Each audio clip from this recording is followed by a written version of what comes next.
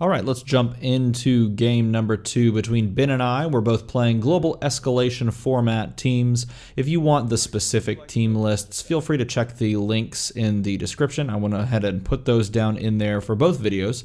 I went back in that first video and put it back. If you didn't watch the first video, I'd highly recommend checking that out, as it's a pretty quick one, and it shows how the Lord of Contagion works in a symmetric way for both players. Ben's electing to go first here.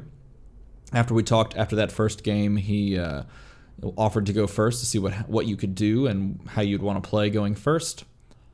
He's got a bolt, and now he's got 2 sidekicks and a shield, which is a little interesting and not so good to start off because now he has 0 PXG. He could fix one of those shields to a fist and pay 2 for something, but there's really just nothing to buy. And so I start my turn. I roll 2 sidekicks, and I have a mask and a question mark. I could fix a sidekick to a shield. I could keep a sidekick. Neither of those things sound super duper appealing. We probably just want to reroll 4. Let's see what we get. We get a bolt. So here we could fix the sidekick, pay the bolt and the fist to pick up a Black Widow. Keeping the single sidekick because it guarantees you a fist is just fine, as I did. So here we've got 4. He rerolls everything right away. Got 3 masks and a fist. That is a much better first turn. He's going to pay the 2 for the Grey Hunter. This time getting Grey Hunter first and saving 2 masks for PXG. Very easy to know exactly what he wanted to do there. On his turn, when he passes priority, I PXG once and then twice to PXG 3 dice over. And then we're going to go ahead and roll everything up. Rolling 7 dice. It's pretty solid. Excuse me, 6 dice. I should be rolling 7 dice, should I not? So this is 3. Oh, 7 dice. the sidekick disappeared in my vision for a moment. So this is a turn where we can actually buy Surtur if we want to. Doing so kills our ramp. So we have to consider whether or not we want to save masks and just wait on Surtur. If we buy him now, then everything goes into the bag, which makes it a little uncomfortable. Probably best to wait until turn 3, because as you see, we would have just a ton of stuff in the bag. Even if we do reduce the cost of Surtur by 3 using the Kree Captain Global, it's still going to put just a ton of dice in the bag, so buying it here on turn 2 is a bit imprudent, as even though we would get him early, we would be less likely to see him. And maintaining a consistent source of ramp is much better. Double fist. So with that being said, we could pick up a Venerable Dreadnought. If we fix the sidekick to a fist, we have 2 fists and then pay a question mark. We end up floating a bolt. We could also feel the sidekick, pay the bolts using Malekith's Global if we wanted to, and pick up an action, like an instant war. But we're just going to fix the sidekick and hard buy, and I would probably hard buy here the Venerable Dreadnought, because then it gets the bolt in the used so that you can PXG it, thus giving you the exact amount of dice needed to maintain bag. So Ben here, he takes a point of bag burn because he ramped so that he could get that 1 generic, which we see that little red dot die. I did not note it until later in the game. So he is currently at 19. My apologies. Here he's keeping the Grey Hunter on the single mask face because Grey Hunter does have an expensive fielding cost, and you kind of want to use him as energy early in the game. You don't need him at the beginning of the game. Here, the energy is much better. So he's got sidekick fielded. He's got 1 generic there with that red dot. Considering how he wants to spend going forward, he's kept 2 of his dice. He's earmarked them there at the top of the screen on the bottom of his mat. Both of those are masks, so we can assume those are used for PXG. He's got 3 sitting off to the left, 1 generic, and then a shield and a fist. He's going to pay and KO one of his sidekicks, Malekith Global, and then buy a staff.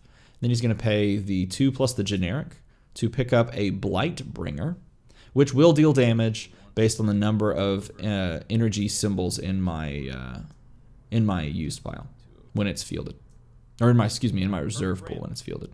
So I ramp 6 dice with PXG, Then pick up the 4 that are in use because there's nothing in the bag. They would go into the bag and then out of the bag. And then I roll everything.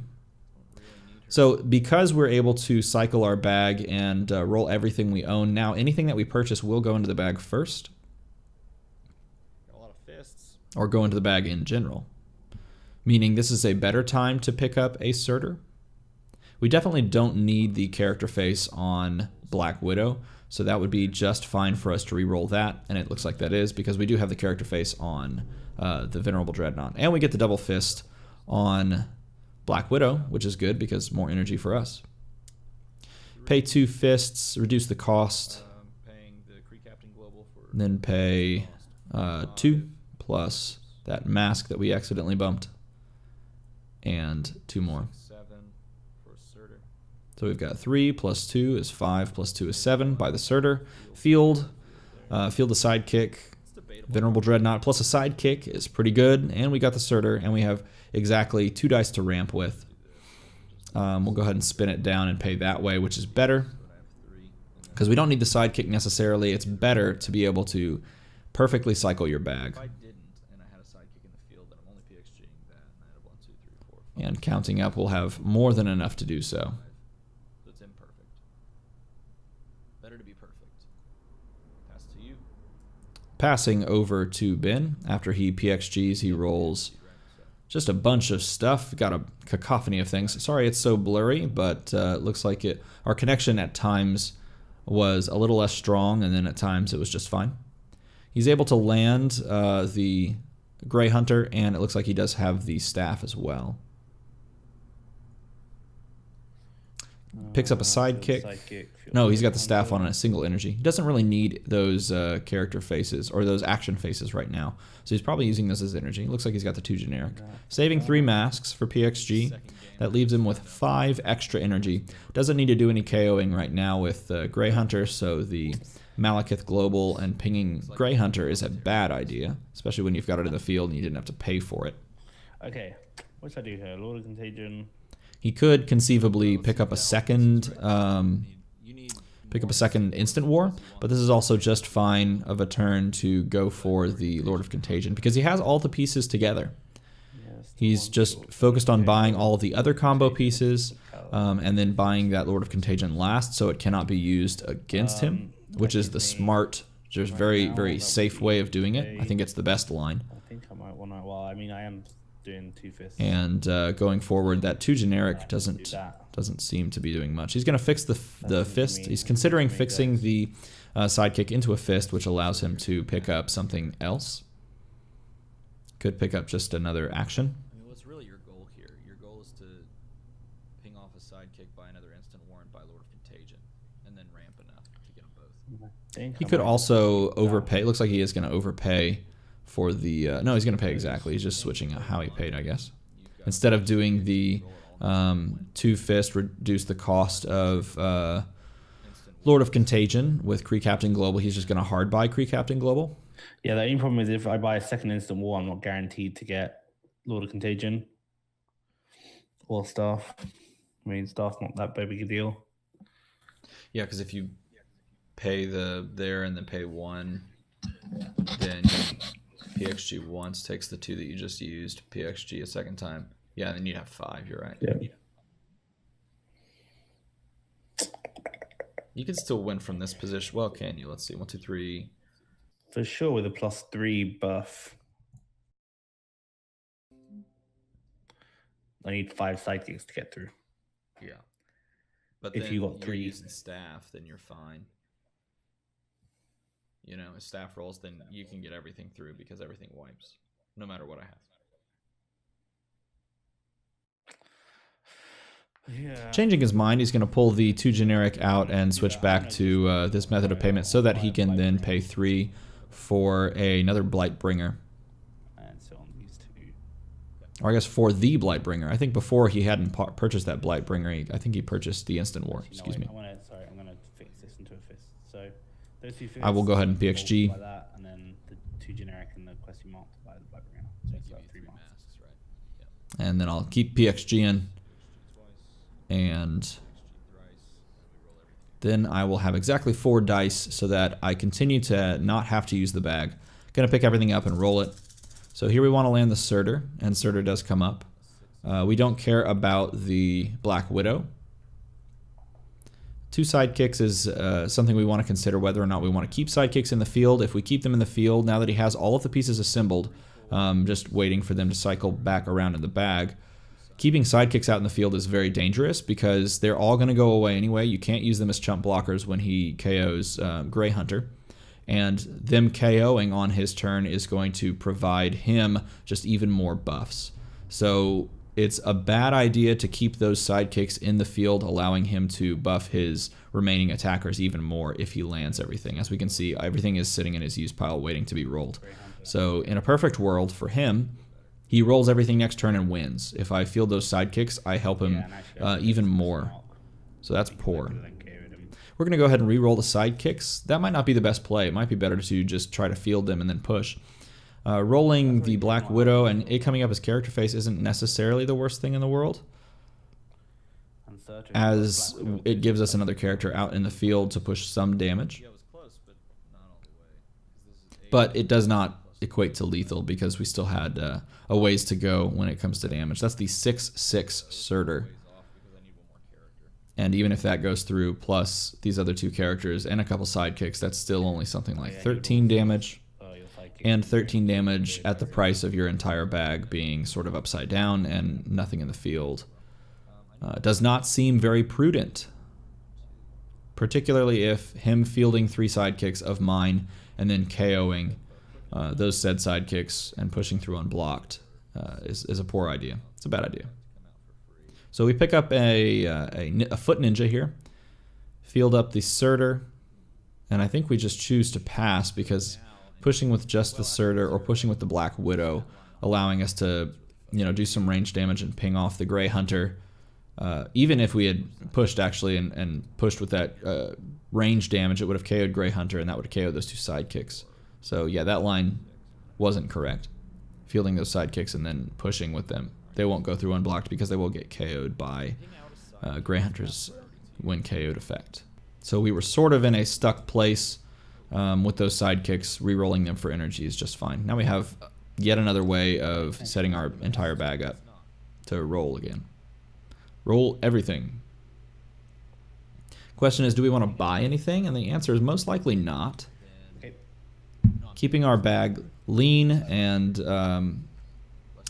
our characters rolling every turn is just generally better. So I'm going to pay a bolt here and KO one of his sidekicks, lowering his sidekick amount, giving him a 1 in 6 chance to KO said sidekick, or to re-roll said sidekick. Sidekick's not good, so no Lord of Contagion, which actually is probably not the worst thing in the world. And he does indeed draw all except 1 piece, which was the Lord of Contagion, which is good for us. Even if he instant wars here, it's not really doing much, Do I want to except to feeling sidekicks for next time. The Staff of the Forgotten One would make us re-roll all the characters that we have in the field, which means we have a chance of missing both Surtur and the Venerable Dreadnought if he does roll those. And if he lands Blightbringer, which it looks like he did land by Blightbringer and the Staff, then we have a lot of things happening on this turn. So he can field our sidekicks, he can then wipe them all, and field Blightbringer to deal 3 damage to us because we have a bunch of masks sitting in our reserve pool. Interesting. So this is an interesting turn. Unfortunately, this does lead to him using these actions, but he's got enough masks here that it's not going to matter. He can just prep all of these or set his bag up in such a way that he's going to roll all of these again next turn. Thanks to PXG. That card is so good. And the order he does these next few actions in, I don't think matters terribly. The question is, does he want those sidekicks that he fields with Instant War to be KO'd, or does he want those sidekicks to stay in the field? So it does matter in that sense, because you probably want them in the field. You probably want me to have to push with them or do something with them, because the longer they stay out in the field, the more chances he has of using them against me by KOing them with Lord of Contagion active. So best line of play, or one line of play, could be best, could be not best. He is going to indeed KO his his guy there. By He's going to pop it right there and KO it. Skips a little bit, unfortunately. All right, instant war been played. Yeah. And that does indeed wipe my entire board because he played the Staff of the Forgotten One. Pass priority. Then he's going to make me field some sidekicks. Nope.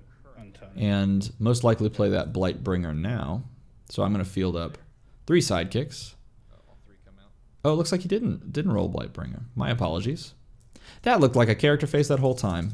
And therein lies the question of do you print dice that are translucent? Translucent dice are so hard to see the character faces on. All right, so we have Foot Ninja, and we've got no other characters that have rolled, which is generally bad. So we're just going to scoop everything but the Foot Ninja, because we don't have to pay to field the Foot Ninja, re-roll it all, and we get the 2 pieces that matter back into the field. Yeah, it's currently 19 to me. And so fielding those up is a very, very good thing, obviously. It's very important that we were to roll both of those back up, because we do have a possibility of winning either here or in the next few turns. So paying to field. Both Venerable Dreadnought and the Surtur are back out. He's got 3 sidekicks in field. We can pop and wipe. If we attack with any of our sidekicks or the Foot Ninja or anything like that, then it's going to wipe his board because we can deal the range damage from Surtur. Range is given to Surtur through Venerable Dreadnought. And once it deals that damage, then everything wipes. It doesn't even matter in this instance because we have enough characters to deal the 3 requisite damage. But unfortunately, that is not lethal currently. We've got 3 sidekicks. The Foot Ninja is on its 1/1 side, which means it will be a 4/4. The Surtur is back to its its 6/6 side. And then the let's see, the Venerable Dreadnought, what was that on? Let's see if we pop back over. I think it's on its 3/4 side. I have 18, yeah. Unless I miscounted. 5 plus 6 is 11 if it goes through. Nothing we can take advantage of to buff the damage, to push extra damage. We'll pass priority to him so he can PXG. 3/3. He does have the ability to pop one of our sidekicks too. He could just in case. do that. Looks like he is going to do that. Pings off one of our sidekicks, reducing it from 3 to 2, our sidekick count. And so looking at the stats this way, we've got a 3/3 coming at him because we had a 6/6 and that couldn't have been a 5/7. Had to have been like a 3/4 or something. The range damage will trigger KO those guys, and this will go through unblocked. Hitting him down to 16. And again, now he has all of these pieces lined up. Let's see if he can land the combo. So in this instance, you're going to need to roll at least 1 character face, maybe 2, on, at least 1 action face, maybe 2, on both of those actions. He's going to need to roll the... oh, look at that. He rolled everything. Never mind. Going to need to roll the Lord of Contagion and the Grey Hunter with a bolt. And that's exactly what he's got here. He's got the action faces on both of the actions, so he can wipe everything. He can field some sidekicks himself. He can field some sidekicks from my bag. He can pay to field everything else. And the question just becomes, does he have enough damage on board when that all occurs? And the answer is probably yes, especially if those are both characters. And it looks like that's more than enough damage, it looks like. As long as everything goes as planned. He should have enough to field everything as well. Got another sidekick in that roll. That's what you're rolling for there. You're going to have enough energy most likely to field all that stuff anyway. Looks like he has to pay 1 to field the Lord of Contagion. He's going to go ahead and use Instant War. He pulls 2 sidekicks? No, let's see what he pulls. Pulls an Instant War and puts it in used, and then pulls something else, or maybe I don't think he has anything else in the bag. So actually, maybe he does not. Maybe he does not have enough. Very interesting. That's going to ping me for 2 because I had 2 masks in the field. That's the Blightbringer. We got 2 for the Grey Hunter. I think that's called Blightbringer, right? I'm doing this off the top of my head. He's going to pay to field everything, fielding the Lord of Contagion and the 2-cost 4/2 side on the Grey Hunter. Fielding 2 sidekicks, playing the Staff of the Forgotten One, making any damage that is dealt to my character dice KO them. Then he's going to pop KO the Grey Hunter. That's going to deal 1 damage to all of my stuff. And it looks like I had 1, 2, 3, 4. Was that 5 sidekicks? So everything's getting +5/+5. Or it might have been 4 sidekicks, that making his sidekicks 5/5s. So yeah, that's going to push through for like 24 damage. And look, only with 4 characters. So it's essentially sort of like playing team up. But it's got a built-in board wipe into the team. And this is why I've been playing this team for like a month and a half, trying to just tweak it and make it work against, you know, pretty good level to high level-ish teams. Because it just seems really cool to basically run a team-up team without this restriction of I've got to put things that give you affiliations in the field. Really, you're only running Lord of Contagion, a board wipe mechanic, and Instant War. So you're buying like 3 to 4 pieces and just kind of going at it with that, and then you can put anything else around that. That's really cool. And so Ben picks up the win using that really cool combo, and I'm glad to see it working. So let me know what you think in the comments below. Let me know if you liked that team, if you liked that matchup, if you liked my team, or if you liked just anything in general. Let me know if you didn't like something as well. I'll take constructive criticism any chance I get. As always, everybody, thanks for watching.